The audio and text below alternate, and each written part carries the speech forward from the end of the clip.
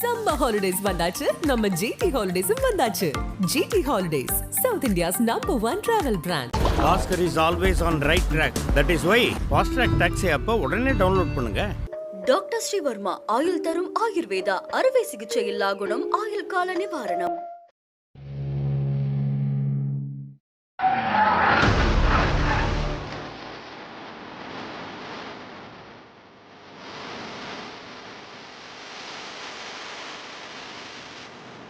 This is something I wanted to experience firsthand. I could form my own team, Ajith Kumar Racing. Number 901 car.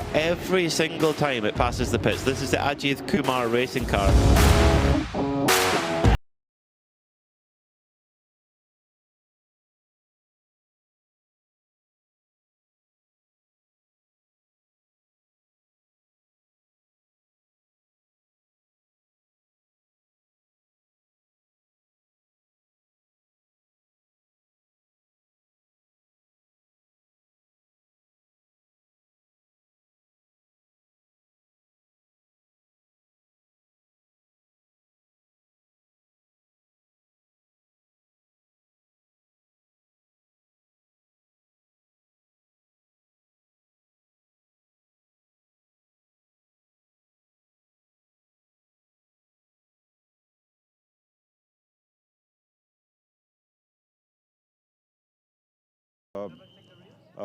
Things in our class in the Pro-Am.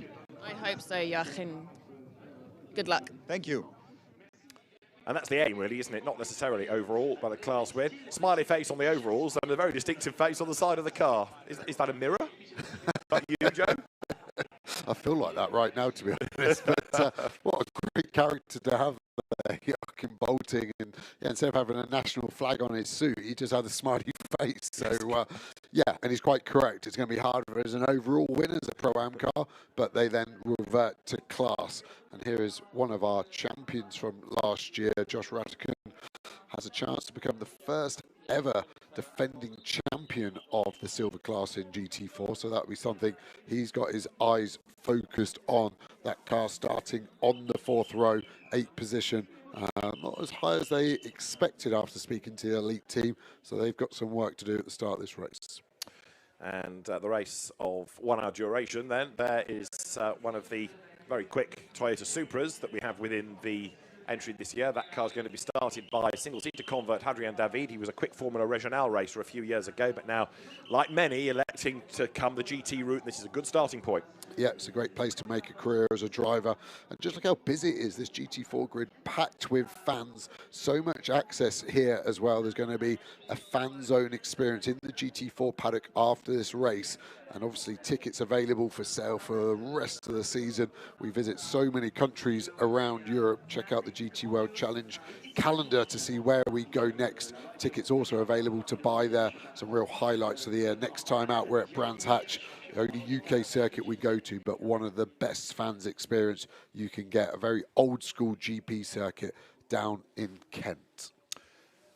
So the grid starting to be cleared. Porsche from Audi, Toyota, Mercedes, AMG, Ginetta, Ford, Porsche, McLaren, Aston Martin, Mercedes, the front of the grid.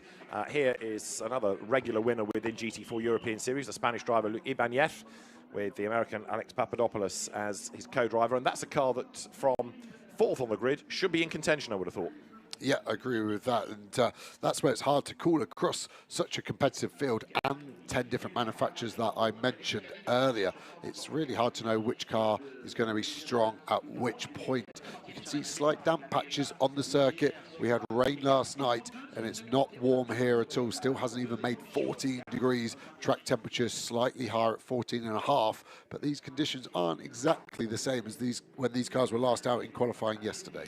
There is Greg Gilbert, who is back into silver. He's not been in silver for a couple of years. He's been busy winning in Pro-Am, but with Paul Petit, they have taken 2 class pole positions. So each driver taking a pole over the course of the weekend. And there you can see a little bit further back on the grid, the Aston Martin that is going to be started by Stanislav Safronov, another stalwart, having been a regular in this championship over the last few seasons. Sharing again with Alexander Weintraub. and that car will be one to watch within Pro-Am as the grid, as I say, now starts to clear. 5th row for number 7, the Mirage Racing entry. And there, the front of the grid then, you've got the Porsche from WNS Motorsport. Hendrik still starts, and it's going to be Greg Gilbert in the Audi on the outside. Fastest in silver, as you were hearing from Joachim Bolting, fastest in Pro-Am. Hendrik still. 1 driver, 1 session. A bit further back on the grid, another former single-seater racer, Roberto Faria, in the Mirage Racing Aston that he shares with Ruben Delsart. So they're the Maserati lead car that will take them away for the formation lap. Get set, 3-minute board shown, as there is another car to watch, Benjamin Lariche and Robert Conseny, starting only 12th on the grid. Quite a long way back for Benjamin Lariche. They had problems early on in the qualifying session yesterday when the engine cover popped open, so they had to pit and therefore lost time. And the way qualifying works, 20 minutes to a session, but it was halved yesterday, so you got 10 minutes for silver and then 10 minutes for the Pro-Ams and Ams. So really, they didn't have enough time to regroup after that.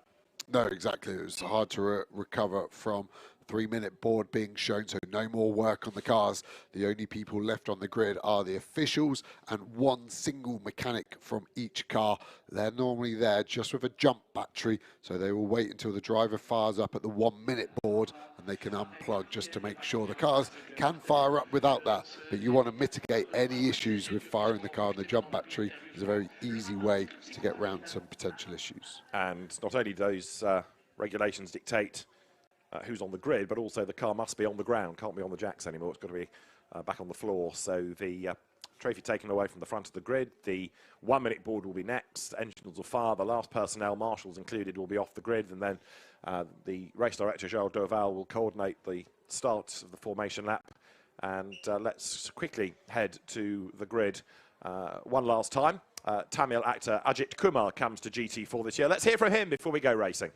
Ajit, you're very used to action out of the car. What about in the car? What can we see from you today? Loving it. Looking forward to the race. I'm just taking in everything and trying to make sure I get all the experience I need and all the to improve my driving skills. That's the reason I'm here, and looking forward to this. You seem very calm. You're used to pressure, aren't you? You enjoying it? I love racing. I'm giving racing my heart and soul. Copy. 1 minute. Good luck. Take care. Bye-bye.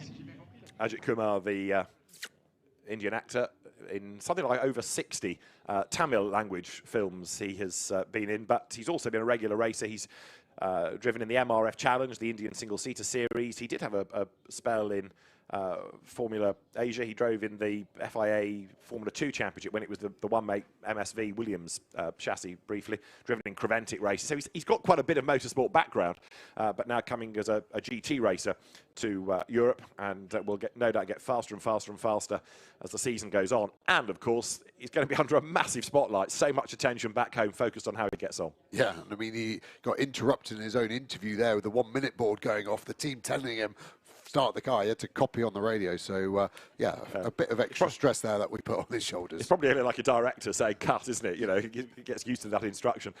So, Ajith Kumar, welcome to the championship. Welcome to viewers watching in India as well to see how he gets on. Good to have your company. Right, formation lap underway. Green flag wave. Hendrik still blasts away. Hendrik has won outright as a Pro-Am. A couple of years ago at Hockenheim, for example, when Max Kronberg was the co-driver. And pole position he had last year here with the Mirage Aston Martin. But he really excels in Porsche Caymans, does Hendrik still. He's on pole position then with Greg Gilbert for company at the front of the grid. Lining up third is Hadrien David's Toyota, and then it is Luc Ibanez alongside. Ethan Gialdini's Ginetta starting fifth. Eric Evans, the American driver, starting sixth ahead of Vinny Beltramelli, and then Josh Ratican alongside. It's Stanislav Savronov next with Eric Tremblay alongside him. Then we have Roberto Faria and Benjamin Lariche, certainly one to watch, number 3 Audi. Next up comes Baudouin de Toots, Aston Martin. Ricardo van der Ende, another driver to watch, qualifying only 14th ahead of Nathan van Springel and the Israeli driver Alon Gabay. Then Hugo Mojica and Mathieu Dietrich.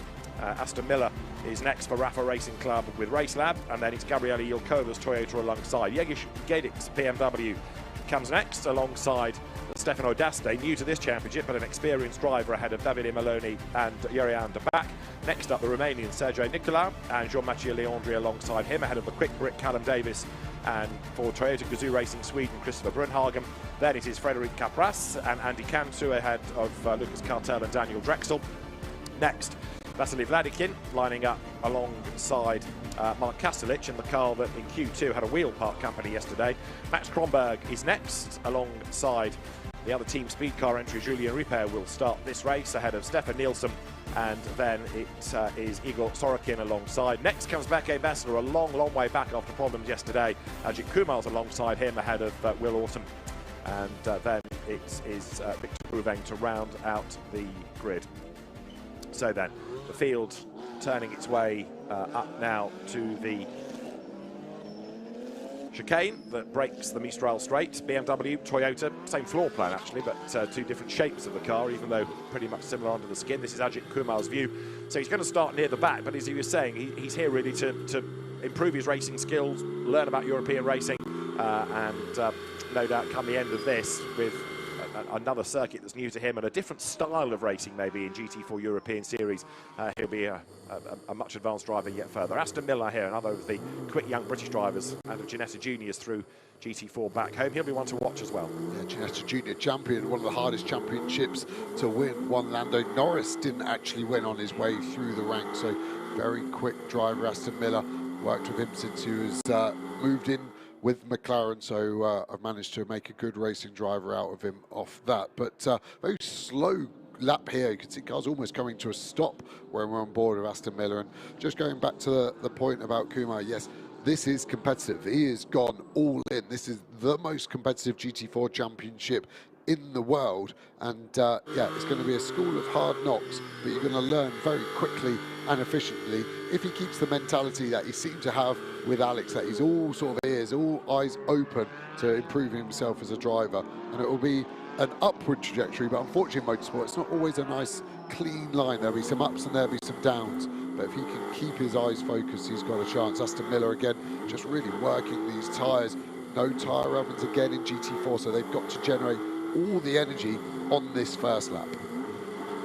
Indeed so. There the Maserati lead car then brings them through, and the teams looking at the footage online, looking at the live timing as well. Josh Rattigan in that yellow McLaren along with Tom Leben, silver champion last year, comes to try to defend the crown, just going past the safety car that is parked at this part of the circuit should it be required on the opening lap to lead them through any incident before they get there.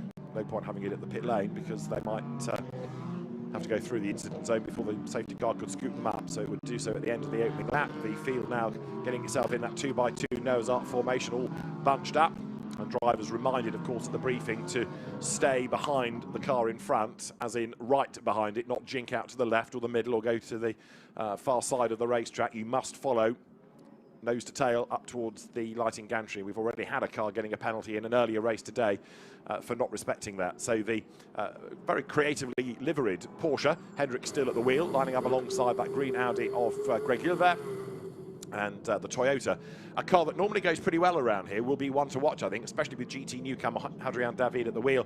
And the redoubtable Luc Ibanez, another experienced driver, gets set to go in the Mercedes. So good variety within the first couple of rows of the grid. Etan Gialdini and the Ginetta, one to watch from fifth as they come up now towards the lighting gantry. The lights on red will blink green in a moment to get the GT4 European Series powered by RAFA Racing Club underway.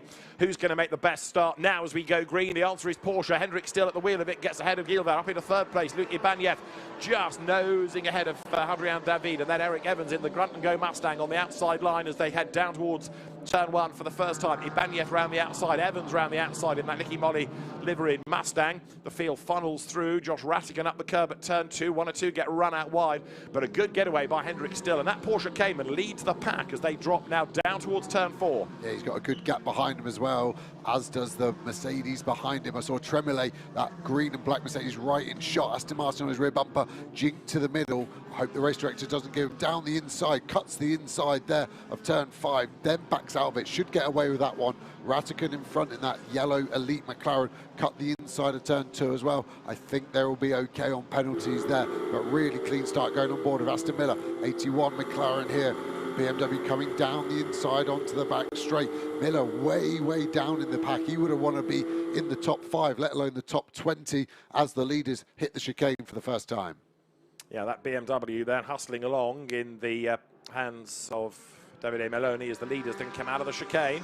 So an hour of racing, mandatory pit stop, of course, between 25 and 35 minutes, and oh so busy as they funnel their way back onto the Mistral straight. Hendrik Still, then the race leader, and in Pro-Am, the leading silver is second, it's Greg Gilver. Third is the Toyota there, looking oh so smart, Adrian David ahead of Luc Ibanez, then the Mustang. The car from Academy Motorsports, British stable of Eric Evans. Way wide around the outside goes Josh Ratican. That's brave, tries to get up the inside of Eric Tremollet, couldn't quite do it into Le Beausset. Mercedes versus McLaren, absolutely nose to tail, but Tremollet stays ahead for the moment. And look at the Audi in the background there, Benjamin Lariche trying to wriggle his way through the traffic before the leader checks out. Yeah, Tremollet actually got that move done on Ratican at the chicane, so can Ratican answer back? Great scenes of so many different manufacturers. Look as they stream through this last part of the lap. Yeah, Hendrik still leading, and it looks quite easy at the moment, but that Audi has been so quick, and it has actually done purple sector on this first lap. So is Gilbert going to have an answer for Hendrik Still? Remember that in qualifying in its class on both occasions yesterday, that Audi was the fastest, so Hendrik Still leads the way by 0.4 of a second from Greg Gilbert in second spot. Down they come into turn 1, nose to tail for the race lead. There you've got in third place Adrian David. Let's have a look then as the replay of the start. Eric Tremollet's Mercedes in the background sort of moving towards the middle and actually squeezing one or two cars out of their grid box. So the start, as ever, is under investigation. I wonder whether anything may come of that. What also might come in a moment is a change of lead. Nose to tail, Hendrik Still ahead of Greg Gilbert. It's not really Hendrik's fight. They want to win Pro-Am, so he could afford to let the Audi go rather than getting in a squabble that he doesn't need to. But racing driver instinct kicks in. He wants to lead. Yeah, he can afford to lose places, but not time. So he needs to find the happy medium between those two juxtaposition issues in the back of his arrogant racing driver mind. It's very hard to tell a racing driver to give up a position if they think it's the best for the strategy. But I think Gilbert's got the pace, and I think this is going to be done in the next few laps. The Audi very strong over the whole lap. The Porsche very good traction, as all Porsches do, but does seem to struggle a bit more at the top end, and there's a lot of top end speed parts of this Paul Ricard circuit. So through they wriggle, and as they come now out of the chicane on towards that fast right of Senior, it remains Hendrik Still up front from Greg Gilbert on board here with 81 then, so hustling up through the traffic. This is Aston Miller at the wheel, and he's got a grandstand view of what's going on just up the road ahead, hasn't he? He's kind of further back than he would like to be, but he's got a great view of the Mercedes there, the NM Racing Team car trying to squeeze up the inside of the Porsche. Through Senior they go. Andy Cantu in the Mercedes. It is Capras with the Porsche. Out wide they go. Miller needs to duck up the inside. He's cleared the Cayman just about on the inside at Le Beausset. Bit of a twitch from the Mercedes. Andy Cantu ahead. And Miller having to put quite a lot of energy into the steering. Yeah, definitely. Look at those steering inputs, having to be very aggressive to get the front end. So maybe he's not happy with the front end grip. What's the BOP like for the McLaren? You see the Mercedes, pull out in front, but then the McLaren is always strong in the corners, and that's where the BOP keeps it fair. You can also look at all the information on the dash Aston Miller's having to take on board. Gear number, rev counter, tyre pressures, everything going on. Quite a few cars run wide in the background there, and a spinner, I'd suggest, from all the smoke. And there is that Cayman, number 128. That tries to rejoin then, so yellow briefly, and tumbling down the order then as a consequence of that spin is Frederic Capras.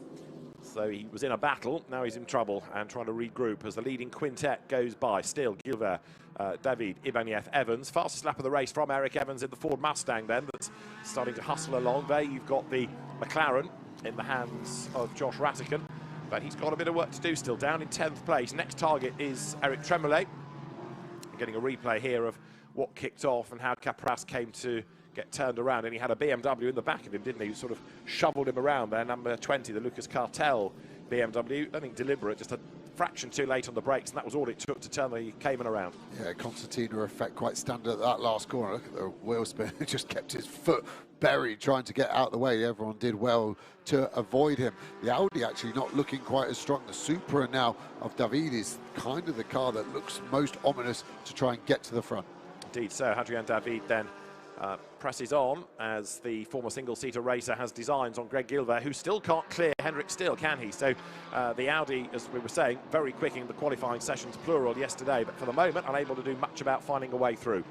Yeah, really not. A lot of the cars staying nose to tail, just trying to pick out some sub-battles there. I'm surprised how much the RAFA Racing McLarens here, Aston Miller, are struggling. A bit of damage on the front of this car. We go back on board. There's that Mercedes that we've caught back up in the corner. Are we going to have a look to the inside second part of Labousse? We cannot, because we are really struggling with the rear end of that car. See Aston Miller soaring away.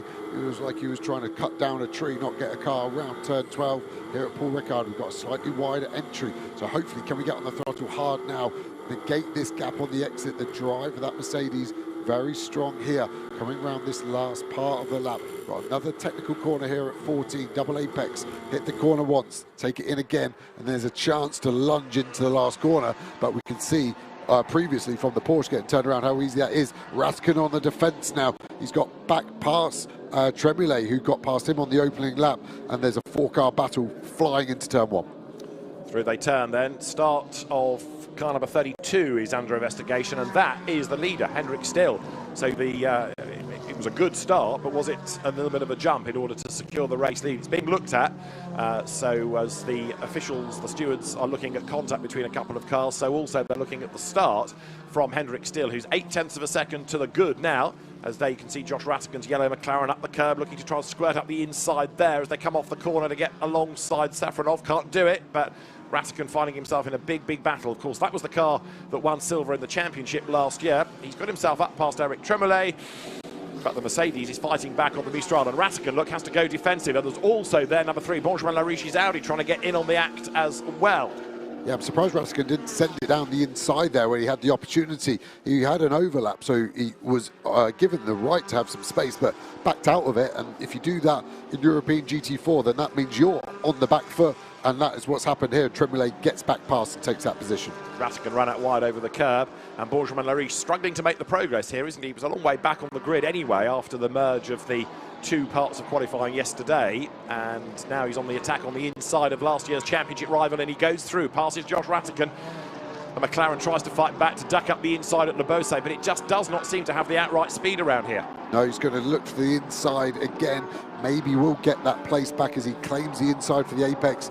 Will the Audi hang around the outside? Rattigan says, I'm not going to allow you, and just eases him off the outside. That is your choice. When you're the driver on the inside with the overlap, you decide where you want your car to go.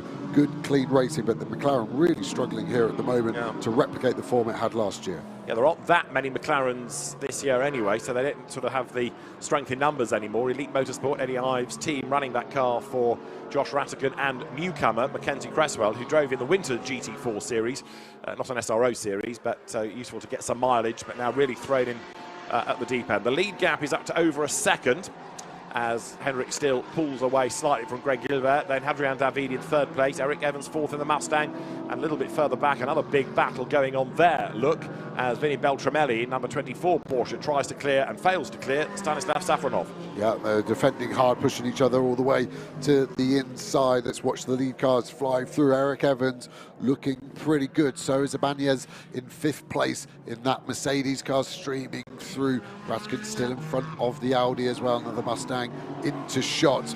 But for such a competitive 42 car field, relatively still pretty tight, but also relatively very clean. And there is a 5-second time penalty coming on the pit stops for Eric Tremoulet. So that was for a full start. We saw him move to the middle of the track rather than staying in his grid line, and for that a 5-second penalty comes. It's a hard one because when only one car does it, it looks so obvious, and it's if there's a few people do it, you can get away with it. There's kind of strength in numbers in that argument, but yeah, watching it live, I thought that was going to attract a penalty, and quite rightly. You are given the director's notes of what's expected of you, and he has contravened them. So the race leaders then, in the meantime, come up through that right-hander of Senior. This is lap number 5. Eric Tremblay still pushing, but down towards the bottom end of the top 10. Eric Evans in the Ford Mustang, the Academy Motorsport entry, has done the fastest lap of the race. But right now, the battle is on for second place, isn't it? As Hadrian David is coming more and more into the picture against Greg Gilbert. That means the Audi is falling back from Hendrick still. The other car being given a 10-second penalty at the pit stop for causing a collision is number 20. That was the Lucas Cartel BMW that turned around the Frederic Capras Porsche. Yeah, and I think that's a fair penalty on that one so far. Race Control doing a good job, sharp and swift with their actions. This Supra of David is all over the back, isn't he, now, of the Audi of Gilbert. And now still it's starting to pull away, and that's exactly what they need for Joachim Bolton to take over that car in the lead in the race, but also class. They need to get as big a gap as they can over the next GT4 Pro-Am car, the Aston Martin of Safronov, which at the moment is 5.4 seconds behind on the road. Race leaders then now come through. You've got the Supra to the inside line. That's for the class lead in silver, don't forget. And Hadrian David with a big lunge up the inside goes through. Nicely done that. So the Toyota goes second, and Eric Evans partly defending from Luc Ibanez, but also on the attack, and he's up the inside of Greg Gilbert's Audi that has lost 1 place, and he's about to lose 2, and maybe even 3, because Ibanez is up past as well. So Gilbert really put off his stride there and goes from second place to 5th in about 2 corners. Look at David, he's checked out, and this will be a more of a concern for Hendrick still now. He looked like he had the measure of the Audi that was in second from the start of this race 13 minutes ago, but now the Supra has been unleashed. What can he do and close that gap to the overall leader? Up to the braking zone for the chicane. They come then, a quick clip of the curb from the Mustang. So they're sideways as the power comes in. Eric Evans chasing on after the traffic ahead. In Pro-Am, it's Hendrick still. In silver, it's Greg Gilbert. There's a yellow flag within the first sector of the lap. In Am, it is Julien Leandri's BMW in the lead. But as you can see from that yellow, there's been an incident somewhere, and it's one of the McLarens out of the RAFA Racing Club. It's 812, isn't it? Which is Callum Davis with a punctured tyre. So that car rolling back behind the barrier, but it looks as though it's day done, rather than him trying to limp it round to the pit lane. It's a long lap from there. What's that, down at turn 3, turn 4? Yeah, it looks like it, and Callum's done an amazing job. One, to select reverse, which is never an easy task in any race car, but then to back it in perfectly. That yellow flag already rescinded. Interesting to see if that was any contact or that was just a simple puncture, and yeah, they're going to park that car, and that is that race finished. And another one in trouble is there, number 97, that he's facing towards the traffic. That's the BMW of Stefan Nielsen and Mats Olsen. Stefan Nielsen at the wheel of it, and that has had a moment coming out of the chicane. I can't see any skid marks because it's facing 180 degrees in the wrong direction. So I don't know if it's lost drive and they've decided that's the safest place to stop it. But the race director there's got a big decision to make if that car doesn't move as we get a replay. Let's look at the BMW. So he does loop it round, and then interestingly, yeah, kind of no skid marks left because it's so low grip there, and parks perfectly parallel to the side of the track. But if he can't get it going, that would be a full course yellow, but should be able to get it going because it looked like a pretty innocent spin.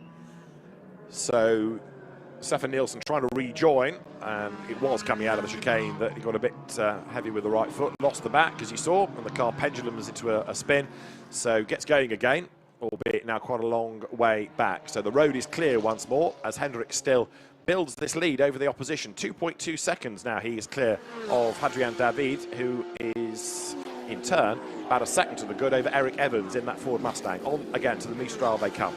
Yeah, and just be interesting now that David has got a full clear track ahead of him. Last lap had to do the overtaking, so this will be the first time we get to see Hendrick still looking very calm behind the wheel, quite low in that car actually. Always a compromise between different height drivers. Neither of you is happy, so you've got to somewhere pick the medium point between that. Looking at the battle towards the back end of the top 28th and 27th there. For these cars, the BMWs have been strong at times in Evo this year. The Supra is also an Evo as well, but now an Evo 2, so those two cars have had an upgrade over the winters. Now don't forget we've got a pit stop window that comes between 25 and 35 minutes of the race, so in some cases they'll stop early and the slower driver will bail. And in other cases, like Hendrik Still, he'll stay in for as long as possible, waiting to give Joachim Bolting the best possible chance. There is the BMW of Julien Leandri and Anthony Daban that leads in the AM Cup right now, getting itself in turn onto the back of 74, coming out of Le Beausset. Others go way wide. That was Andy Cantor, I think, running wide in the NM Mercedes. So getting pretty busy out there as ever. There you've got the BMW there, Julien Leandri trying to keep out of trouble as well as make sure he's got a big class lead. Yeah, and that's the focus, is the class lead, and pit window will be opening in 9 minutes as we go on board with Kumar coming through turn 10, the fastest corner of the lap. Very tricky, you can see him working away at the wheel into Le Beausset. Again, a technical corner because it's 2 for the price of 1. You've got to get it back in for an apex, but the car wants to go left while you need it to go right. It's a very difficult corner, and some of the corners here at Paul Ricard, super technical, as we see a good battle flying in to turn number 3, cars hopping over the curb. Ratican in that easy to spot elite McLaren gaining a position out of all of that. So the cars then down at the bottom end of the circuit, as there is a 5-second penalty at the pit stop coming for the race leader, Hendrik Still, for speeding at the start. Start over speed is the way that it is phrased. So perhaps accelerating too early up to the line. Exactly that. There again in the briefing notes will be told the speed they're expected somewhere between 80 and 100k, and GPS on all of these cars back to race controls. We see this battle lighting up here. Tremblay involved again. He seems to be in the thick of the action, doesn't he? Cars really starting to cut the inside of turn number 8. The race director will be looking at that. Track limits could become prevalent towards the end of this race. On to the Mistral they can then. So Hendrik Still at the moment has a 1.8 second advantage over Hadrian David, so the outright race lead would be lost, but you're kind of expecting that anyway in respect that a pro gives way to an AM. 7 seconds is the margin in the Pro-Am class, Hendrik Still to Vinny Beltramelli. So in theory they should, even with a penalty, keep the class lead. Yeah, exactly. Just seeing Safronov really dropping off the leaderboard. He was actually second, wasn't he, in Pro-Am not that long ago, and he's now all the way down the order in 13th place. So I wonder if that was a mistake or an issue. Car looks okay at the moment as we cut back to the leaders, and that Super of David is closing in. Eric Evans kind of in his own space. Then we go to the Giannetta of Galladini, holding off at the moment from the car behind him, but it's getting tighter and tighter. That Audi all over the back of him, and I think that's been a change of position this lap actually, because Gilbert started the lap in front and now, yes, has swapped as they cross to the line. So Gilbert started strong but is fading fast at the moment, now down in 6th. Yeah, I'm slightly perplexed as to why, because that's not showing any obvious signs of a problem, but as you say, the pace has ebbed away, having lost those positions down at the bottom end of the circuit, unable to regroup. Eric Tremblay goes through. That's another car that's got a penalty, don't forget, but he's looking a bit more racy now as he tries to have a go at the Aston Martin there, but equally Baudouin Detou has snatched the place away from him, so Tremblay's another one that's falling down the order. We're not that far, about 6 minutes or so now away from the pit window opening as the drone chases the cars down towards turns 5 and 6. Yeah, and it's a great shot, isn't it, showing how the cars take these corners. Time penalty for car 16, 5 seconds track limits. I said it would be prevalent at the end of the race. We still have 41 minutes. We haven't done 33% of this race yet. Still 2/3 to go. And look at the Supra. It's gaining quite quickly now, isn't he? Hendrik Still would have been told by the team as well that he's got a penalty coming his way. So he'll be pumped up, but he will want to focus and try and run clean. As we see a Porsche down the inside of Gilbert. Another place lost. Indeed so. Greg Gilbert is about to lose out to Josh Ratican as well. So a bit mysterious this. And actually, in fairness, the other speed car Audi of Benjamin Lariche is still only in 10th place. That hasn't exactly carved its way through the order either. So the Audis today not looking anything like as fleet as yesterday. Yeah, and there was a BOP change overnight. The BOP committee always getting fresh data. Yesterday it was qualifying, so they've decided they need to change the Audi, and that's maybe where we're seeing a difference from qualifying as Ratican pops it to the inside. Lovely move there. I think he was even looking to try and get the Audi 2 for the price of 1. Are we going to have a lead change before the pit stops? Pit window opens in 5 minutes and 5 seconds. Well, certainly a change for the outright race lead is on the cards, given the way that Hadrian David is going. He might be new to GT4, but you wouldn't think it. Hendrik Still, who will do a long stint, no doubt, in that car to try and net the win in Pro-Am, comes onto the pit straight, but the Toyota Supra accelerates now onto the straight. Hendrick still goes a little bit defensive, tries to make sure that the Supra can't find a way through on the inside nor the outside. The Cayman ahead, then the Toyota in second spot as they go down towards turn one. And there, in fact, Hendrick still just able to creep away slightly. But over the course of the lap, the Supra looking the stronger. Eric Evans there in the Mustang. That could also be in the mix. If the two leaders start to hold each other up by fighting, then with 4 and a bit minutes to go to the pit window, Eric Evans could well be in the mix. And there, look, the Audis have switched over now. Benjamin Lariche ahead of the fading Greg Gilbert. Yeah, so maybe it's not a BOP change, maybe it's a car issue, because yes, we'd expect Lariche maybe to be a bit higher, but to the pace that Gilbert has lost, I think that they've either got the tyre pressures slightly out the window, or there is an underlying issue with that Audi. But Benjamin Lariche likewise has struggled to really make progress from 12th on the grid. That car now is running in 9th. And another one comes up to have a go now, as you can see at Greg Gilbert. So Baudouin Detou fighting back. It was Roberto Faria that got through earlier on against him. And there, a rather frustrated Gilbert, not really giving Baudouin Detou much room. Penalised Eric Tremolay is next in that queue as well. But look at the way now that Lariche has checked out relative to Gilbert and really being crowded off the racetrack there. Eric Tremolay's Mercedes AMG on the inside line. Tries to fight back against Baudouin Detou on the inside up towards the chicane. Last of the late breakers, and as they turn into the corner, Tremolay goes by. Yeah, got the move done. He got squeezed down beyond the limit, but kept his foot absolutely pinned. That's allowed Van der Ende in the BMW, the lead BMW in this pack in 13th position, to get up on the back there as well. So, yeah, a lot of stories unfolding, but amazing how quickly these cars can change pace-wise, and Gilbert is definitely on the receiving end of that. New race leader then, Hadrien David, clear of Hendrick still, trying to get away. Toyota leads Porsche then, and for Hadrien David, this is a pretty impressive debut in GT4. He was a French Formula 4 champion. Last year he was in LMP3 within the Le Mans Cup, but a GT4, a Toyota, it's all rather new. But he looks like a veteran, doesn't he? Look at the way Eric Evans is going. GT4 champion in British GT a couple of years back. He's storming along. Yeah, great sounding car as well, that Mustang, isn't it? You can hear it over everything else. Looks like Ratican's going to pop it to the inside here into the last corner. Nice clean move, gets it stopped. For the pace that Gilbert has lost, the Ratican McLaren seems to have gained it, doesn't it? Is that going to be a trend of the race? They're not going to be able to pit this lap. Maybe cars just outside the top 20, where the pit window will be open for them. We've got less than a lap time now till pit lane can open. 3 cars bombing in, and is that's Ratican just defending back from the Porsche, just giving the Ginetta a chance to breathe a little easier for now. And there's another change behind, I think, as well, because after Josh Ratican, you've got the next squabble going on between Vinny Beltramelli and Roberto Faria.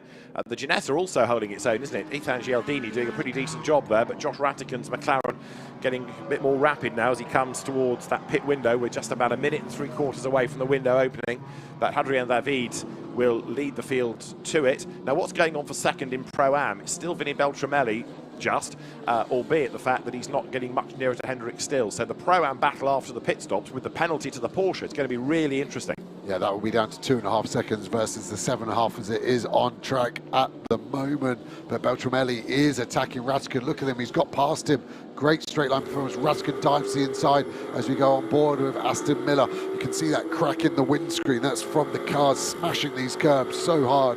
And even the carbon fibre chassis in the McLaren will get some flex and torsion. Yeah. So crack in the windscreen. Be okay for now, but the scrutiny is don't like it. It's just a normal class road car windscreen, so the team may have to do a windscreen change after this race. Benjamin Lariche is being investigated for overtaking off the track at turn 7. So the team speed car Audi being looked at. Back on board here with the 81 McLaren coming out of the chicane.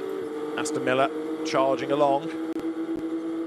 But he's down in 26th place. This has been a tough race for him so far. Yeah, both the RAFA cars, obviously one DNF, but was actually behind us going through scene. Car looking pretty compliant, so can't see a major handling issue. You can see the ABS lights flashing, so maybe they just haven't got the suspension settings right in the car. A bit nervous, under braking there.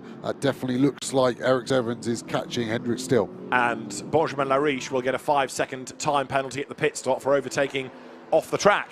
So the travails for team speed car continue. Last year they seemed to have only bad luck, and it's not really starting very well, because for the second race they're at the back having not done a lap time. They lost one for track limits, and then the car had a puncture and stop. So tough start to the season for Lariche and Consani.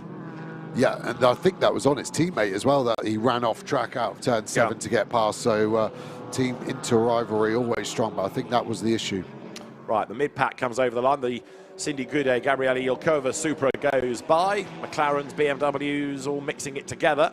Got Aston Martin in the pack as well, but all of that as they head now down towards turn 1 is for 19th place. The pit window is open, and as there, round the outside of the Lotus of Stefano D'Aste goes the BMW. Some good battles are going on. Jagish Gaidik is in, Berke Besler is in, so that's the 2 Turkish-run Borusan Automotive Motorsport BMWs, early stops. Yeah, stalwart of GT4 Racing, very strong cars as well, so they're going for a slight different strategy to the majority at the moment, aren't they? Aston Miller still working away pretty hard behind the wheel. I wonder if they'll change the tyre pressures as we see those 2 BMWs in pit lane, driver change going on, all finished for the 11 car, and they'll be on their way. 88 seconds is the pit lane time that they can't go under. So there is 87, the race leader, Hadrien David. Really impressive debut in GT4. Now there might be a little bit of traffic up the road, but they've got to be thinking as well about pit stops. Jan Duran will take over that car, the Iberian Supercars champion. And through the traffic then comes Hadrien David. So for the second part of the race, you put different drivers in. Cars will rise and fall down the order. Hendrik Still being caught by Eric Evans, who's taking Luc Ibanez with him. So second, third and fourth are all together. In 5th place is Ethan Gialdini. And Josh Rattigan, 6th. So late in the stint, that car is sort of where it needed to be earlier on. He's had to work hard to get it there, but he has got up the order. Yeah, his overall fastest lap isn't that impressive, but the consistency of his stint is, and that's why he's transformed his position. He's picking them off one by one and may be able to pit from 5th position if he can get past that Ginetta. Here are the lead for Hendrik Still falling back into the grasp of Evans. Ibanez as well is staying with Evans as well, so that's going to be an interesting fight. And it looks like the Ginetta has pitted. Yes, it has. So that's our first car inside the top 10. Kumar also in the pit lane. He's sharing, so he doesn't have to get out of the car, so the team can just get straight to work. So Ajith Kumar, solo driver, into the pit lane. And another lesson learnt here, which is the pit stop process. So they've got 10 minutes, the entire field, to cycle through these pit stops. Hadrien David, race leader now by 2.5 seconds from Hendrik Still, as Josh Rattigan comes down through 3, 4, 5. Being chased hard there by number 5, Roberto Faria. This is for 5th and 6th places. These two are squabbling.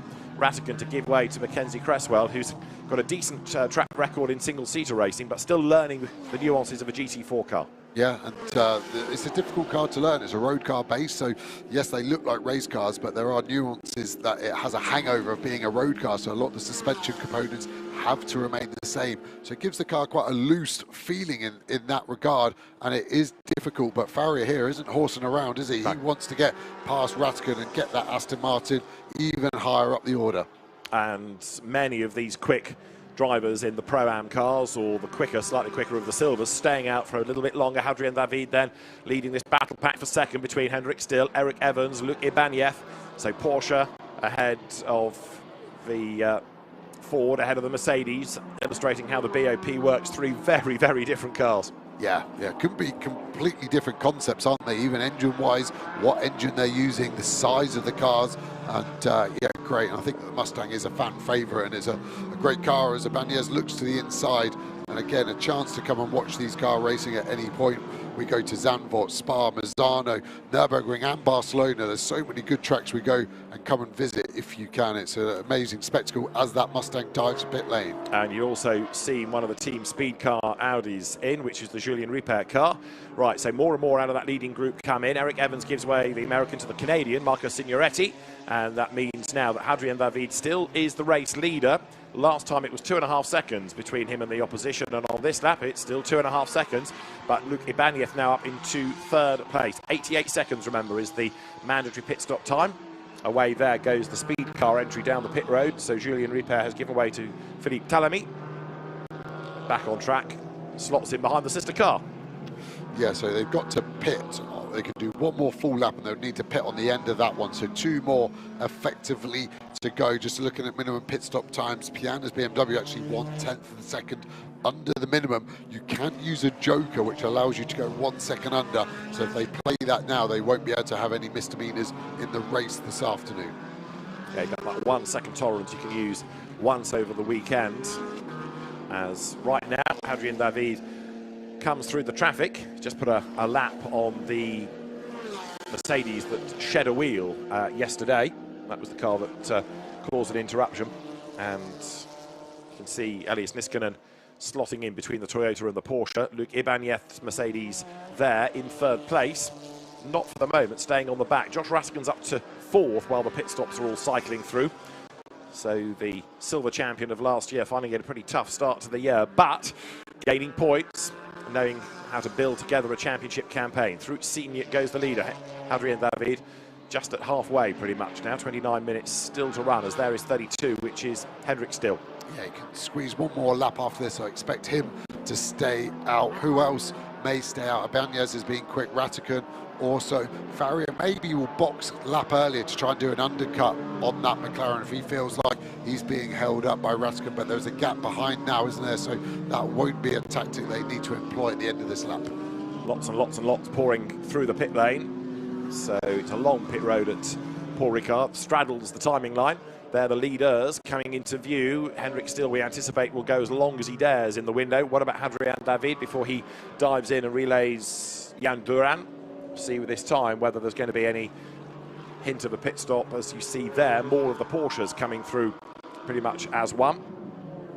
Side by side to the inside goes Vinny Beltramelli. Gets himself up past the Daniel Blichler Max Kronberg car, which has already done a pit stop, so they're not fighting for position. Daniel Blichler has taken over from Max Kronberg and he's now trying to fight his way up the order. Right, down in the pit lane, teams are ready.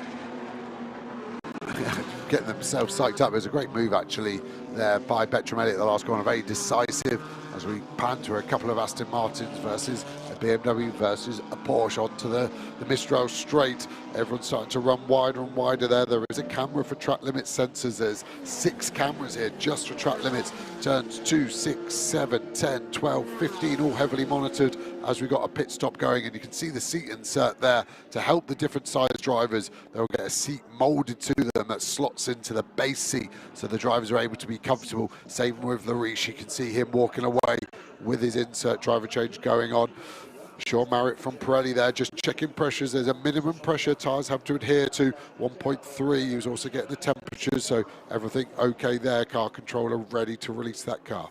There you've got another little battle on track. Back marker versus leader, nose to tail, but now the BMW 317, which is, sorry, not 317, that gets out of the way, lets the leader go through.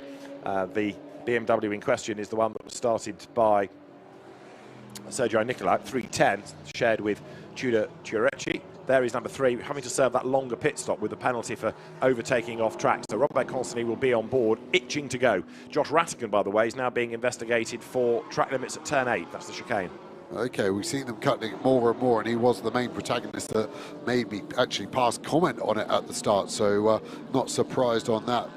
Audi filtering back in now with Paul Petit behind the wheel into a nice gap relatively for a GT4 European field, but he needs to be able to get straight back on it. Everyone that hasn't pitted needs to do it this lap. The window closes in less than a lap time, so they've got to get in and get their penalty served. Remember, they only have to be in pit lane before the window closes, sorry. So when the pit lane closes, as long as they're crossed pit entry, they're A-OK.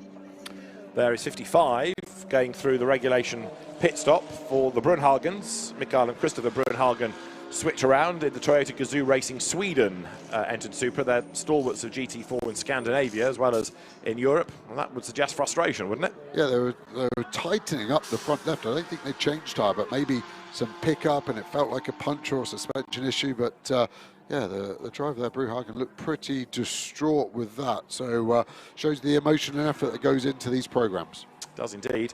Race leaders then are currently working lap 16, but into the pit lane has come now Still and Ratican and Beltramelli and Adrien David, yes, who was leading on the track, so he's come in as well. There's the Eric Tremollet Mercedes. Olivier Jouffret will take it over, but again, they've got that time penalty because of the false start. Yeah, they were serving it there at the start of it. You can see that's why no one was touching the car. getting that 5 seconds out of the way. Ginetta down the inside nicely. Such a light, nimble car, that Ginetta. Absolute pleasure to drive. I started my European GT4 campaign in one, the previous car, the G50, all the way back in 2008 I drove that. So a great car and a great addition to European GT4. So the battles continue. Now, of course, the order somewhat jumbled. You've got some of the cars that are yet to pit, some of the cars back after a pit stop. So it all sort of washes through at the end of this lap.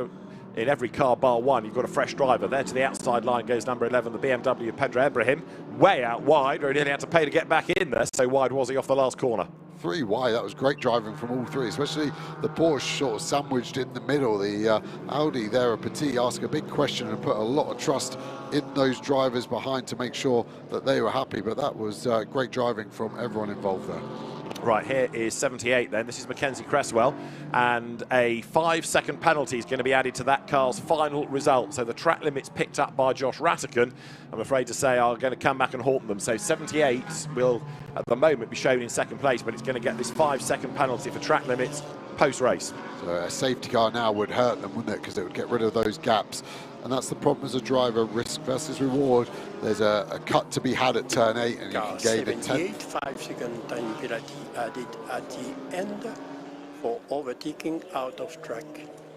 Ah, so overtaking off the track, says race director Joel Duval. It was being looked at for track limits, but it's for overtaking off the track that is what we hear. Anyway, that's where the penalty comes. Maybe the track limits one is in the system as well, lurking. Or it's both. He did a track limit while gaining advantage. Yeah, true. Off. Yeah, It's, double whammy. Yeah, it could be there. But yeah, that's the problem as a driver. You're looking to gain any advantage possible, and it always feels like race controller against you by enforcing the rules, and you've got to try and find any little lead that would help. But unfortunately there, Raskin has pushed too hard, as we see Joachim Bolting now taking over from Hendrik Still, running very wide out of turn 10. So Joachim Bolting then has been able to hang on to the Pro-Am lead despite that car's penalty, but now we need to see what his laps are going to be like. His last was a 2:24 as against a 2:14 of Hendrik Still. So by his own admission, he wasn't expecting to be anywhere near the pace of Hendrik Still. There is the fight that continues. Number 61, Marco Signoretti, getting closer again to Jan Duran in the Toyota that was leading when we got to the pit stops. And you've got Alex Papadopoulos right in the mix as well, having relayed start driver Luke Ibanez. So now as they come over the line, Duran leads in the Supra, Signoretti second in the Mustang, Papadopoulos is third, and then Mackenzie Cresswell fourth in the background, but with a penalty to be applied post-race. But at the moment, the gap he's got behind him is 6.7 seconds, sorry, so he actually wouldn't lose a position as it stands. But yeah, like I said, a safety car would hurt. We're getting reports of a slow car on track T13, so that's right towards the end of the lap. Hopefully that can make its way back into pit lane. And therefore not trigger an interruption. Now, we've never had an Academy Motorsport Mustang take an outright victory. They came close at Hockenheim last season, but didn't quite get there. And right now, Marco Signoretti is within a second of Jan Duran, so there could be here a first GT4 European Series win for the Mustang if Marco Signoretti keeps out of strife. There you've got, the Ginetta from virtually nowhere rejoins, having gone up the bypass, the escape road, back on track. That was the car that was started by Ifan Gialdini, and after a bit of a wayward moment, comes back on track now. So in a bit of video game, and something just spawns out of nowhere. It really caught me by surprise, and now massively under pressure from that BMW. Are they going to be able to get a move done? They've got the overlap already down the back straight, just needs to find the braking point into the chicane, gets it stopped and tucks back in front. The Audi behind there of Consani struggling to stay with that BMW after the pit stops. They were tight, but that BMW now has great pace. It does indeed. And BMW won silver 2 years ago when it was Michael Schrei and Gabriele Piana. Way out wide goes Jan Duran as Marco Signoretti attacks for the race lead. Side by side they come with 21 minutes to go. Lap 17, it's still just the Toyota ahead of the Mustang, which tries to get at the inside, coming down up through Gare-la-Banne towards the Virage de la Tour. Inside line claimed by the Supra. To the outside line goes Signoretti. That should be the inside line for the Virage du Pont, but he's not going to get up the inside there. Needs to try to get the run coming off the corner. More penalties are coming now for number 128 for track limit abuses. That's the Matteo Nomblo, Frederic Capras Porsche. and they're being caught, the top two now, by Alex Papadopoulos in the Mercedes and by Mackenzie Cresswell in fourth. Down they come towards turn one. Jan Duran defends the inside line. Marco Signoretti round the outside, levels with him at turn one. That's the inside for turn two, but he gets run out a little bit wide, has to back out of it, and then does make the move on the inside at two, and he's done it. Yeah. Marco Signoretti leads in the Mustang, and here comes Papadopoulos in the Mercedes. Great move. Papadopoulos has got the overrun, hasn't he, on Duran, but Duran was so aggressive with that defence, but couldn't hold it there, and Signoretti, great move and great persistence in the last sort of part of that lap. And it's paid off for him. So now Jan Duran has to think about trying to defend. Second spot from Alex Papadopoulos, the American driver who gets better season on season on season within this championship. We're also now having number 19 cop for a 5-second penalty for track limits. That's the Elias Niskanen, Mark Kasilich Mercedes, the three-wheeled Mercedes of yesterday's second qualifying session. So that'll be a pretty tough weekend as well. So Signoretti now tries to get away from the Supra, and that Mustang ideally suited, you would argue, to this sort of circuit. We saw yesterday how the top speed at the end of the Mistral were claimed by Mustangs. That was without the chicane and under braking. Hadrian David's car now with Jan Duran at the wheel of it, a little bit nearer. Signoretti tries to stretch that gap the other side of the chicane. Yeah, interesting. Papadopoulos has actually dropped off the back and more into the grass of Cresswell in that 5-second penalty to Elite Motorsport car there. But the Supra now looking a bit happier in second place. Is that just the slipstream? Is that the driver, Duran, able to just focus forward rather than having to look in the mirror, or is it a mixture of two? But this isn't as set as I thought it would be when Signoretti got past. I thought he might be able to check out and start to gap these cars. Through they turn once again then. They've got the fight on for third and fourth. Mackenzie Cresswell, quick learner in GT4 terms, onto the back of Alex Papadopoulos, who has fallen away from the top two by having to defend. Another one making progress further back, Benjamin Lessen's BMW is up into 7th, and returning to GT4, Clement Seiler's Aston Martin up into 8th spot. Papadopoulos and Cresswell, there you can see their respective lap times. Big dive by Mackenzie Cresswell at Virage de Pont, beautifully done, through into third place. Yes, they've got a penalty in the system, but that's a really good drive by Mackenzie Cresswell. He's adapting very quickly to GT4, but look, in a straight line, back at him comes the Mercedes, and as they go across the line, back through into third place goes Alex Papadopoulos, and that's just horsepower. Yeah, exactly. That's the BOP working its magic, and these manufacturers make and develop the car. They present the cars involved in the development of that Artura, and they decided they wanted a fast car in the corner and not the straight, and that's the driver's worst nightmare, because when you get working so hard in the corner and just get driven past in a straight line, it is very frustrating. But that is the nature of how these cars generate their lap times. Looks like he's going to get back down the inside though, and job done at turn 5. That Aston Martin in the background staying out of the way very well. That was Alexander Weintraub getting out of the way, number 7 then, as the fight for third goes through, heading back to the Mistral. And there is the Greg Gilbert and the Audi in the pit lane. Looks as though the front left wheel may be at a slightly jaunty angle. The car's out of the race, so job done, race over. But it's a real shame for a car that was quick early on. But Paul Petit gets out of the car, out of the race. Class pole, but nothing to show for it. Yeah, the camber on that front left was wild. There's actually a maximum camber you can run on GT4 cars, and that would have exceeded it, but suspension is broken there. And was that the reason we saw such a lack of pace after the opening laps for that car? Signoretti actually locking up under braking there. These cars do have ABS, but surprisingly I saw a puff of smoke coming out of the car, and it was interesting to see where he can get the car stopped. And is that a problem, or is it just a slight damp patch potentially in that last part of the brake zone? So the race leaders then, nose to tail as they come through. 0.3 of a second at the start of this lap between Signoretti and Duran. And the Mustang it is then up front. There you've got 24, which was the car that was started by Vinny Beltramelli. Now Nico Ferrarin is behind the wheel of that, 6th place now. And that is the Pro-Am leader, is it not, with Joachim Bolting falling down the order in the car that led early on, not only in the class but also outright. Fastest lap of the race, Eric Evans from earlier on, and his car now still clear in the race lead. Yeah, but only 0.3 of a second clear of Duran, so that Supra is staying with them. So is that Supra having a bit of a resurgence pace-wise as we come into the last 15 minutes of this race? It's definitely not job done, is it? And look at the McLaren behind as well. Such a shame that car's got a 5-second penalty. Otherwise, this could be a really good three-way fight. Absolutely right. So just 15 and a half more minutes to go. In AM, it is still number 317, Anthony de Barton's BMW that leads the way. There it is, from number 30 Porsche, Daniel Blickler, and then 44, which is Philippe Talamy now, behind the wheel of the other team speed car Audi. Another ex-rally driver, in fact, like Robert Consonny, who's another driver within the speed car ranks.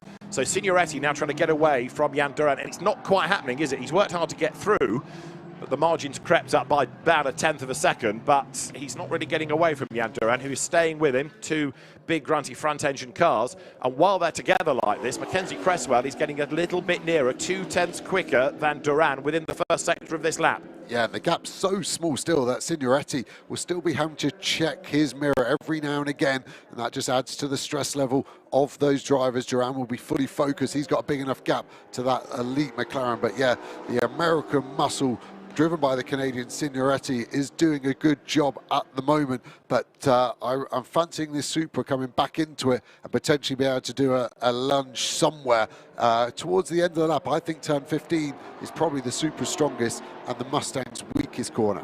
More track limit penalties coming. Keith Gatehouse, Igor Sorokin's NM Racing Team Mercedes, the next one that's picked up a penalty. Right, Jan Duran in the sectors, not looking quite so good on this lap, but he's staying in touch with that Mustang. In terms of track limit warnings, they're on one each, so sort of balance out between the pair. This car is on 3, the McLaren of Mackenzie Cresswell, that comes now up around the back part of the lap, turns 12, 13, and he is edging closer to the top 2. And Signoretti, after that demon dive to get the race lead, can't check out, can he? He can't get away from that Toyota. Yeah, really surprising, and it probably isn't helped by the large silhouette of that Mustang punching a big hole in the air for that Supra to sit in and just stay there. Cresswell's pace looks strong as well. Let's check the last laps as they break the line. Last time it was 2:16s for all of them. Signoretti comes across 2:16.00 and then 5/10 quicker for Cresswell, 15.5, so that gap now down to 1.3 seconds. Nose to tail down towards turn 1. So Jan Duran, having taken over the good work of Hadrian David, staying onto the tail of Marco Signoretti here.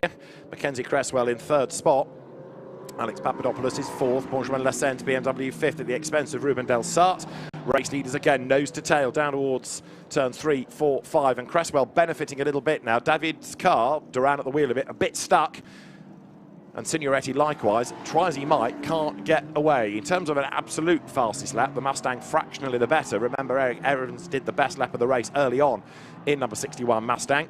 More and more cars down at the bottom end of the circuit. Top 2 once again now come up to the chicane. Don't forget, Academy Motorsport still looking for a maiden win for that Mustang. They've come close in the past. They've won in the British Championship, but never in Europe.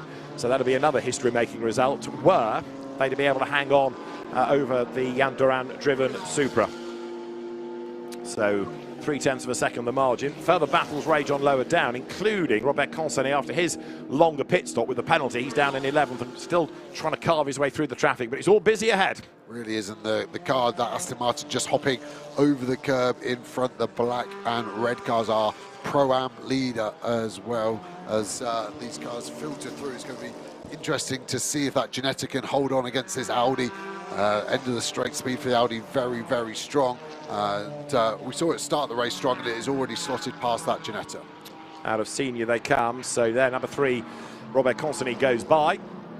Stuck in traffic. Again, you wonder what he could do in clear air. Well, at the moment, he gets his nose chopped off by the Pedro Ibrahim BMW. That was the one that pitted really, really early. But again, the BMWs have struggled for pace a little bit this weekend. They've been, to use that awful phrase, there or thereabouts, but never any more than that. Another penalty comes the way now of number 19. I thought we'd already touched on Niskanen having a penalty, but a 5-second penalty comes up on the timing screen again.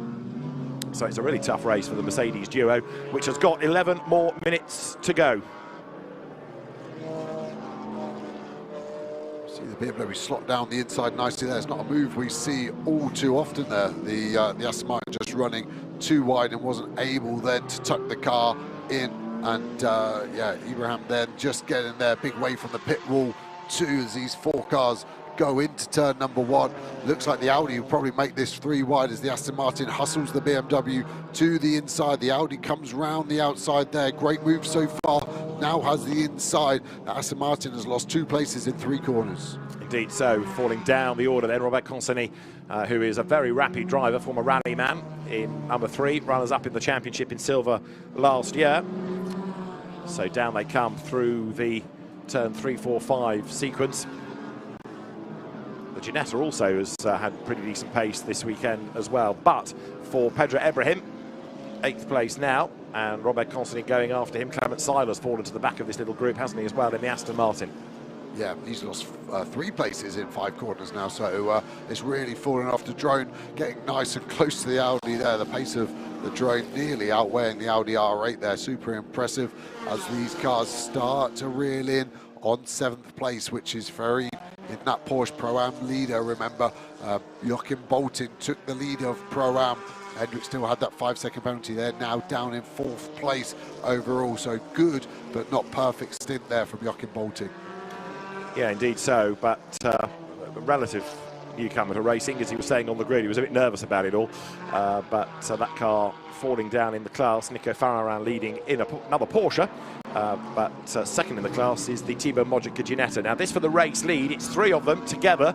Bearing in mind when you put the penalty onto the McLaren, it's going to drop at least 1 place, isn't it? Maybe even 2, so that rather depends on the pace of Benjamin Lassen's BMW behind. And now Signoretti is having to go defensive more and more. He hasn't got the pace to get away. All he can do is try and preserve the race lead. Yeah, the corner where they are now, turn 15, the last corner, that's the chance, I think, there for the Supra. He's got to work out, when does he do it? Does he actually just sit there for a few more laps and see what he can do? As we cut to the Lotus, Alberto Nisaki, very popular on YouTube in Italy, over 1 million subscribers, 6th in Pro-Am at the moment, and good to have Lotus on the grid here. It is indeed. If the Toyota gets through to the lead, it would be a second win in a row for a Supra at Paul Ricard, and it might happen now, because a good move by Jan Durand put him on the inside at turn 2, not quite able to get by. And now the run down towards turn 3. Is there a gap on the inside? No. There, Marco Signoretti makes absolutely sure he covers that off. They go right, they go left, nose to tail. Mackenzie Cresswell right there behind them, but he's a bit stuck. And because he can't make progress, Alex Papadopoulos is eating into that penalty that's going to be applied. So that's going to force the McLaren down 1 spot on corrected times. Nose to tail they come now, once again towards the Mistral straight. Yeah, and this was how Durand was driving when he was in the lead, wasn't he? He was ultra defensive. We're now seeing that ultra defensive from Signoretti. Is he going to have to defend at the end of the straight? These cars very similar in top line speed. It seems like now the Supra has looked after its tyres. Is he going to duck to the inside now under braking? He does. Signoretti doesn't close the door. He then goes halfway in the middle of the track, stops it there. He'll stop it again at this corner and try and get the drive out of this corner onto the Mistral. Durand is tucked up behind. The slipstream's going to be so strong. I think Signoretti might even have to defend into Scene corner here. Up they come then towards the right-hander, so the Mustang just ahead, the Toyota in the wheel tracks. Mackenzie Cresswell waiting to see what pans out ahead. Alex Papadopoulos has really faded away in 4th place, hasn't he, in number 15. So bearing in mind that he was squabbling with the McLaren after the pit stops were completed, that car now has dropped 3.6 seconds back. It's 3 for the lead, and Signoretti looking at 7 more minutes to go. He's having to think all the time about covering off every move that Jan Durand makes.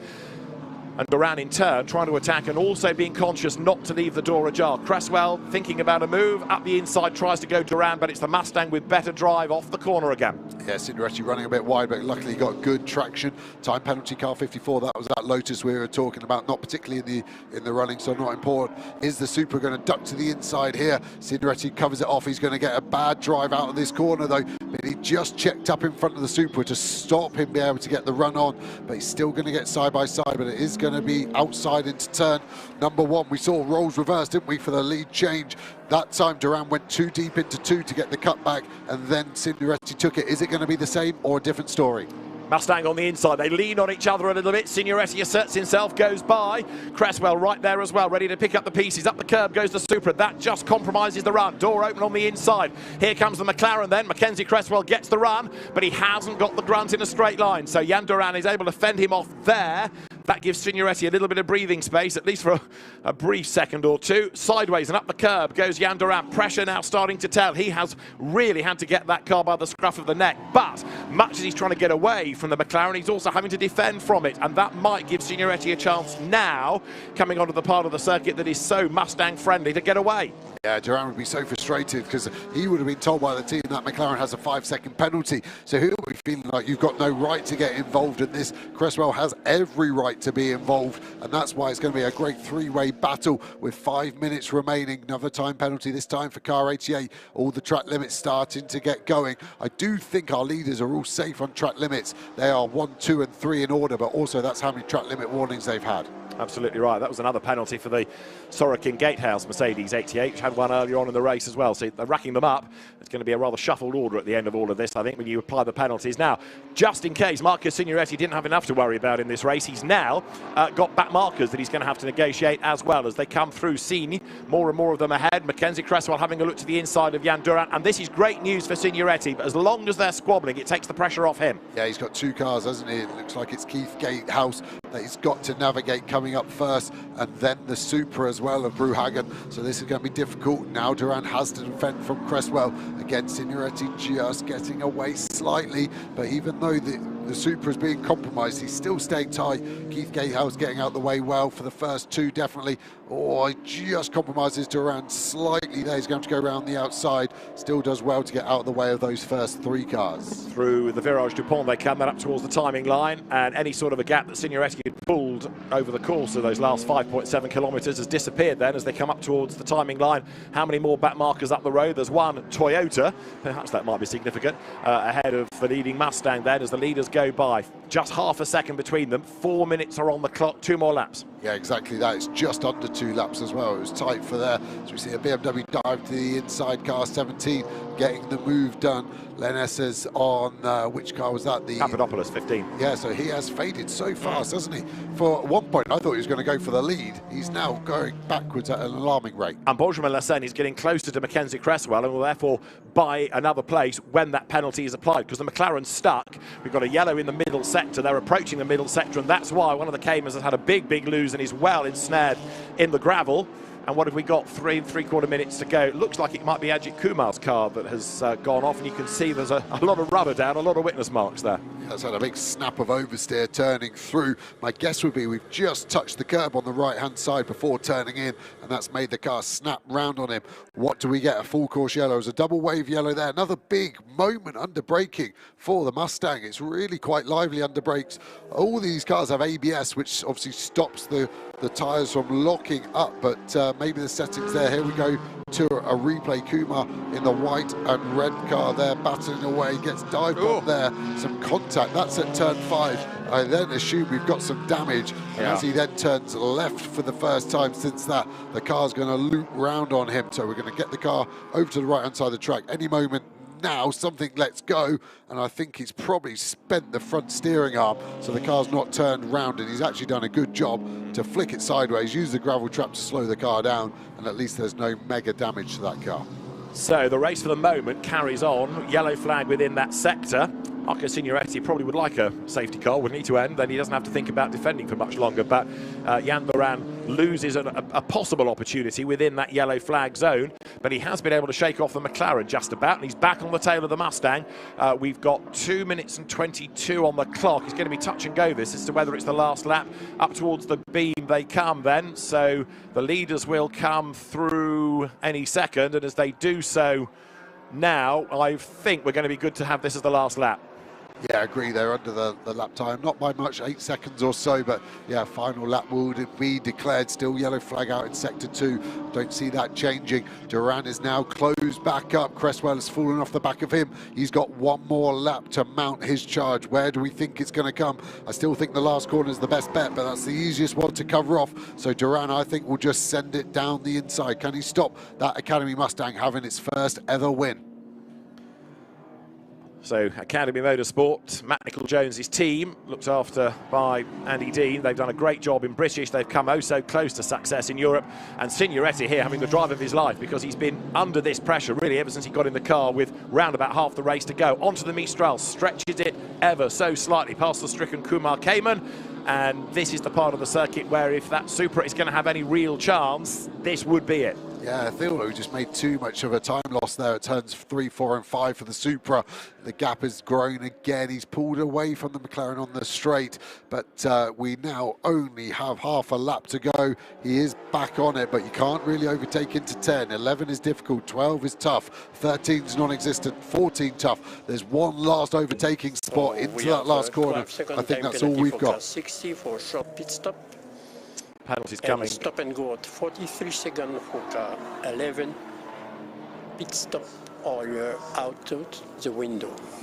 Right, Yagish Gedik, Pedro Ibrahim, BMW, 6th on the road. He's being given that 43-second penalty at the end of the race for pitting outside the window. They came in a bit too early. That's the more significant of what Joel Doval has just been talking about. Right, Signoretti, last lap. He's managed to pull enough of a gap over the Toyota, I think. Now Jan Duran is so busy trying to defend from Mackenzie Cresswell that Signoretti gets a pretty much clear run for the last couple of corners, and this will be a really popular result, really well deserved.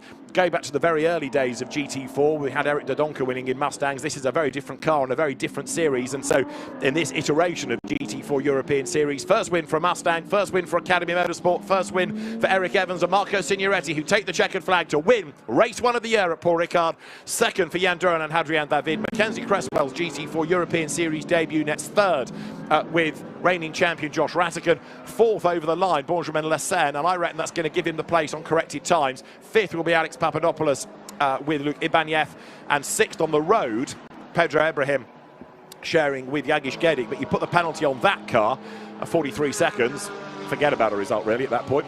Yeah, exactly that. And we see the AM class leader coming through the final 3 corners here at BAM.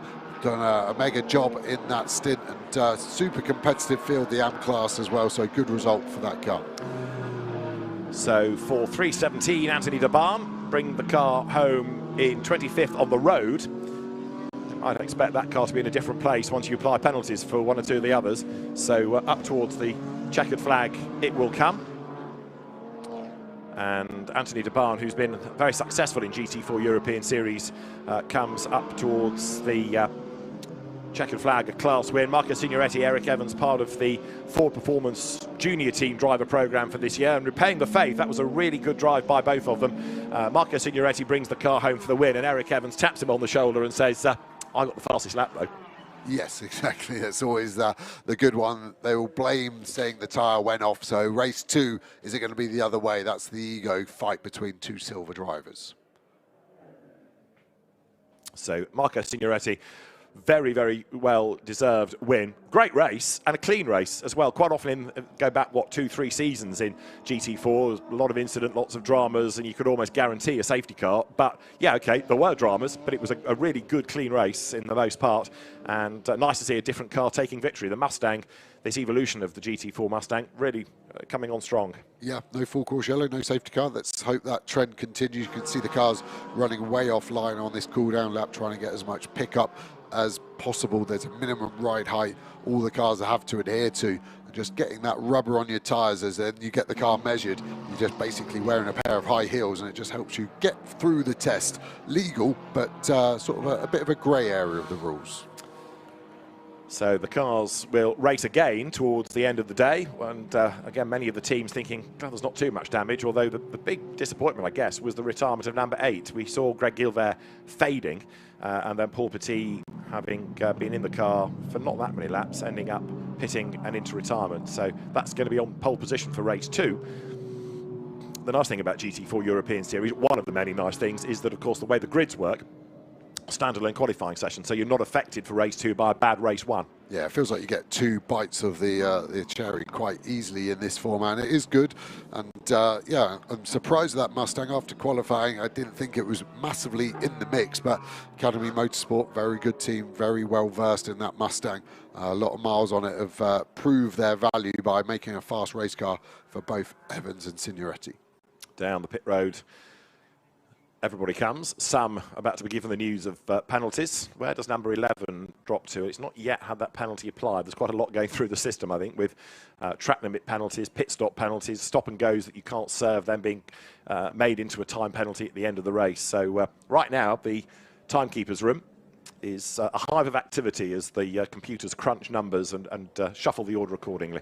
Cresswell drops 1 place, so Benjamin Lassen and Ricardo van der Ende up to 3rd. The BMWs seem to struggle. I know that's a podium result, okay, on corrected times, but none of the BMWs look that flash, really. No, they're definitely not at the start of the race. They came through well, didn't they? So obviously looking after their tyres in a good fashion. But to start with at the race, there wasn't a BMW in the top 15. I can't remember the last time seeing that in a European GT4 race, as we see Signoretti park the car in the middle behind the #1 podium board there, just unplugging his radio, undoing his belts. He'll jump out there. You can see all the air bubbles on the windscreen. That's a protective plastic cover. And on top of that cover, can you see the drops of rain there just starting to fall? We had the same thing yesterday, GT World Challenge race, 6 hours, run till midnight, and the heavens opened in the last 40 seconds. Right. We've had a similar story here. Is that going to be a rain-affected race too, however, for the GT4, which starts at 4:30 local time? Very forward in the overalls, the Performance Junior team members embrace. Eric Evans delighted. Marco Signoretti still with the crash helmet on, but I think you can pretty much see the smile under the crash hat, can't you? And fabulous drive by both of them. Winners' caps go to both, ready for the interview. And Eric Evans switches sponsor hat for regulation hat. In arrives Mackenzie Cresswell, but that's in the wrong place. That's not 3rd now. Yeah, it's quite awkward, that, to be honest. He's now 4th, so it's the worst position change, losing the podium, and he is there. That should be the BMW, of course, which finished 4th on the road, but with the 5-second penalty, was actually 1.2 seconds ahead of that Elite Motorsport McLaren. There is Nico Farrarin getting out of the Pro-Am winning Porsche. There, number 64, penalised early on, but 3rd in Pro-Am. It makes it to the end. The Olivier Jouffret, Eric Tremblay Mercedes. You don't get much width to park, do you, in the top 3 area? But Marco Signoretti and Eric Evans care not. They are victorious, and they're with Alex Legui. And here we have it, the winners here at Paul Ricard of the GT4 European Series, powered by RAFA Racing Club. Boys, congratulations. Marcus, let's start with you. That was an epic overtake to take the lead, and then you kept it clean, but it wasn't easy, was it? Yeah, no, it was hard. They definitely had pace at the end, but I don't know who was driving, but we were very fair, and honestly, good, clean racing. And I put the car in a place where it was tricky to overtake, and there's no contact, no one moved me out of the way, so it was good racing. Yeah. And great for Mustang, right? Yeah, no, it was good. Eric showed the pace at the beginning. We gained a few spots, settled in there, and then I think we made some time up in the pit stops, and then I just had to keep the head forward and not look in the mirrors because it was pretty stressful there at a few points. But nicely done. Eric, talk us through the start. Oh, well, I had a quite aggressive passer on the outside in the first corner, and then just tried to get as far up as possible without burning off the tires to give him some grip at the end. So I kind of just got up to 3rd and hold station. I didn't want to push too hard and destroy the tires, so I'm glad he could get it done with the grip I gave him. Great result, boys. Really well-deserved win. And it's been a long time coming, but the Academy Motorsport team, which, if you like the car, has developed and evolved and learnt and improved and takes on the best in the world now in GT4 and triumphs. Yeah, Matt Nicol-Jones, team owner and driver of that team at times, has built a very, very strong team and has built a good partnership with Ford. Not the most obvious car to particularly choose as a team, but they've realised it could be a journey and a fruitful one, and that result has just proven that. So what can be done in the second race? Well, we'll wait and see. But for now, Marco Signoretti and Eric Evans can celebrate race honours. Jan Duran and Hadrien David, a new combination, of course, in that Supra for 2nd place. So a job well done there, because they're learning about a new car, they're learning about each other, whereas there's a little bit more continuity among Signoretti, Evans, Mustang, Academy. Yeah. That works. Yeah, and that synergy is important. You heard Evans there talking about saving the tyre for the teammate, because there's a mutual respect, and they all know that if they haven't done that, it hurts each other, whereas 2 individual drivers not working together can sort of not get that concept and ultimately hurt both of them. Let's hear next from our Pro-Am winners. Let's go back to Alex. 24, Nico and Vinny, congratulations, boys, the winners of the Pro-Am. Talk us through it. Yeah, for the first one, I'm really, really happy, thanks to Vinny, who did a really good stint. So I had to be safe and to finish the race. Vinny, it looked pretty tough out there. Nico, very good relay, really good stint, and a very good pace for the first race, and very happy to compete in this track. Well done, boys. Get up to the podium. So Nico Farrar and Vinny Beltramelli are our Pro-Am winners, and Julien Leandri and Anthony Debarm taking the Am victory in their BMW. But the Porsche, 6th overall in Pro-Am. It was there or thereabouts in the opening stint, but really came into its own after the pit stops. And the Joachim Bolting car started to fade, rather as he was predicting on the grid, in fairness. It wasn't helped by a penalty on that stop anyway for Henrik Still's kind of jump start, but the net result was that the Porsche fell to 24th overall, Joachim Bolting bringing it home. So well done, Vinny Beltramelli and Nico Farrar. It's going to be a rather wet podium, not only in terms of any champagne that might be sprayed, but the rain is still falling in this most un-Paul Ricard-like of weekends. Yeah, this is what I signed up for, south of France. I was expecting to work on my tan, not try and hide from the rain. But yeah, amazing time in there. But this will start to concern the teams. Yes, we're still, nearly 4 hours away from race 2. But this will be a consideration. Where do they go setup-wise? To go from a full dry setup where they are currently to a full wet setup can be anything up in 90 minutes of work time back in the paddock. So teams will have to be making a decision on that one. And the drivers will also hopefully be quickly on and off the podium, because they don't want to be too soggy, although they will have their Pirelli caps to keep them a little bit dry. But there'll be a lot of cheering, I suspect, from the Academy Mustang team.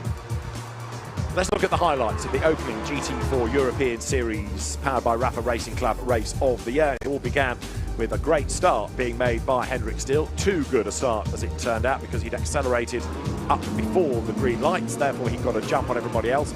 In traffic, one of the Porsches getting turned around, Frederic Capras, tapped into a spin, for which the aggressive BMW was given a penalty. There were plenty of battles going on up and down the order, including a charging Josh Rattigan fighting with Benjamin Lariche, as through the traffic started to come Eric Evans. First up, Greg Gilbert's Audi. He was able to find a way past him. And number 8, having been quick in qualifying, faded away over the course of the race, and it was a retirement from number 8. The Mustang, though, just got stronger and stronger, and after the pit stops was able to make a move to take the race lead. One or two others, like number 64 Mercedes, given penalties during the course of the race. But the battle between Toyota and Mustang went the way of Marco Signoretti. He dived through on the inside at turn 2, cracking past, and it stood him in perfect stead. Although they had to fend off the Supra to the end for the race win. Change for third place. Big dive by Mackenzie Cresswell to get up the inside of Alex Papadopoulos, while Actor Ajith Kumar was given a fair old hit and shoulder down at turn number 5. And in the end, the car in the gravel and out of the race. So, as Kumar was a retirement, the Mustang was victorious. A win for Marco Signoretti and Eric Evans. Cracking start to the season, and there's race 2 to come at 4:15 local time this afternoon. We'll see you then.